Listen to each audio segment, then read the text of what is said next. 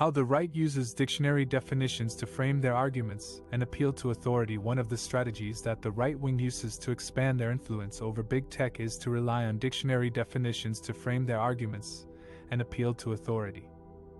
By using dictionary definitions, they try to present their views as objective, rational, and based on common sense, while dismissing alternative perspectives as subjective, emotional, and biased.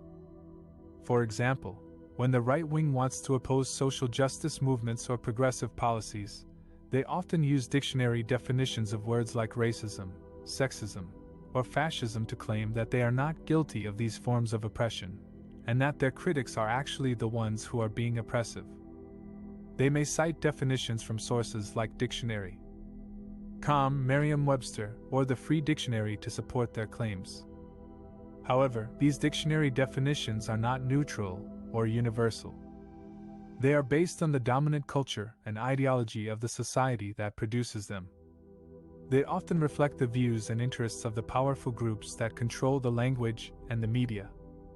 They also tend to be static and ahistorical, ignoring the changing and contested meanings of words over time and across contexts. Therefore, by using dictionary definitions to frame their arguments, the right wing is not only appealing to authority, but also imposing their own authority over the meaning of words and concepts. They are trying to silence and delegitimize the voices and experiences of marginalized groups who challenge their worldview and power. They are also trying to influence big tech companies to adopt their definitions and censor content that does not conform to them. This is why we need to be critical and aware of how the right wing uses dictionary definitions to manipulate language and discourse. We need to recognize that words have multiple and complex meanings that cannot be reduced to simple or fixed definitions. We need to listen to and respect the perspectives of those who have been oppressed and excluded by the dominant culture and ideology. And we need to challenge big tech companies to be more transparent and accountable for their policies and practices regarding content moderation and censorship. How big tech companies rely on dictionary definitions to moderate content and avoid controversy. Big tech companies like Facebook, Twitter, and YouTube have a huge influence over what we see and hear online. They also have a responsibility to prevent harmful or illegal content from spreading on their platforms. But how do they decide what counts as harmful or illegal? And who gets to make those decisions? One way that big tech companies try to moderate content and avoid controversy is by relying on dictionary definitions. Dictionary definitions are supposed to be objective, authoritative, and neutral sources of information. They are also easy to access and apply. For example, if a user posts a comment that uses a word that is defined as a slur or a hate speech term by a dictionary, the platform can flag or remove that comment based on the dictionary definition. But this approach has many problems and limitations. First of all, dictionary definitions are not always objective, authoritative, or neutral. They are often influenced by the dominant culture, ideology, and power structures of the society they reflect. They may exclude, erase, or marginalize the voices and experiences of oppressed or minority groups. They may also change over time as language evolves and new meanings emerge. Secondly, dictionary definitions are not always clear, consistent, or comprehensive. They may have multiple or conflicting meanings depending on the context, tone, and intention of the speaker. They may also leave out important nuances, connotations, and implications of certain words. For example, the word terrorist may have different meanings and associations depending on who is using it and who is being targeted by it. Thirdly, dictionary definitions are not always relevant, appropriate, or helpful for moderating content and avoiding controversy. They may not capture the complexity and diversity of human communication and expression. They may also not address the specific issues and challenges that arise in online spaces.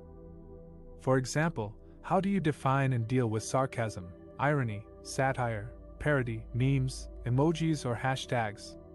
In conclusion, big tech companies rely on dictionary definitions to moderate content and avoid controversy because they seem to offer a simple and convenient solution. But in reality, they are often inadequate and problematic for dealing with the dynamic and multifaceted nature of online discourse. By relying on dictionary definitions, big tech companies may end up censoring, silencing, or misrepresenting some users while enabling, amplifying, or legitimizing others. This may have serious consequences for the quality, diversity, and democracy of online communication. How this strategy limits the diversity of perspectives and reinforces existing power structures. One of the ways that the right wing uses dictionary definitions to expand their influence over big tech is by appealing to a false sense of objectivity and neutrality. They claim that their views are based on facts, logic, and common sense, while dismissing alternative perspectives as biased, emotional, or irrational. They use dictionary definitions as a way of legitimizing their opinions and silencing their critics, by implying that there is only one correct way of understanding words and concepts. For example, when Twitter banned former President Donald Trump for inciting violence and spreading misinformation, some right-wing commentators argued that this was a violation of free speech and censorship. They cited dictionary definitions of free speech as the right to express any opinions without interference or restraint by the government, and censorship as the suppression or prohibition of any parts of books, films, news, etc. that are considered obscene, politically unacceptable, or a threat to security. They ignored the fact that Twitter is a private company that has its own terms of service and community standards, and that free speech does not mean freedom from consequences or accountability.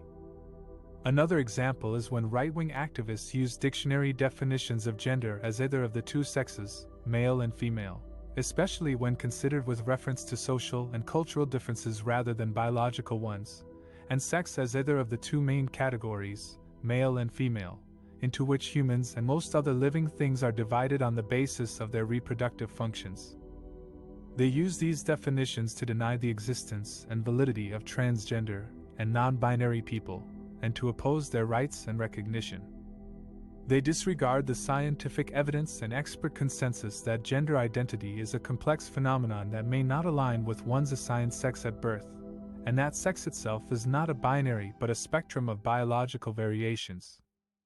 By using dictionary definitions in this way, the right wing limits the diversity of perspectives and reinforces existing power structures.